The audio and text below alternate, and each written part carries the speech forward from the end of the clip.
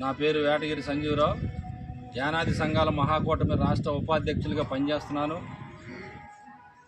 పందలపల్లి గ్రామంలో గవర్నమెంట్ హాస్పిటల్లో శిథిలావస్థలకు చేరింది కాబట్టి గ్రామానికి సంబంధించినటువంటి చెరుకూరి రాంబాబు గారు ఈ నిరాహార దీక్ష అది పునర్నిర్మాణం కొరకు చేపట్టారు. కాబట్టి మేము కూడా ఈ పరిసర ప్రాంతాల్లో ఈ పందలపల్లి గ్రామంలో కూడా మా యానాదులు కూడా ఉన్నారు కాబట్టి అందరం కలిసి ఈ యొక్క కార్యక్రమంలో పాలుభాగస్వాములు కావాలి. కాబట్టి మా యానాది సంఘాల తరఫున మా యానాది నాయకులుగా వచ్చి రాంబాబు గారికి సంఘీభావం ఈరోజు తెలియజేయడం జరుగుతున్నది.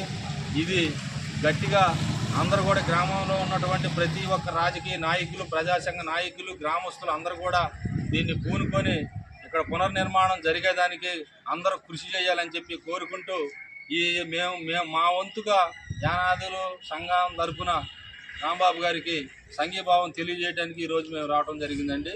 జై హింద్, జై యానాది.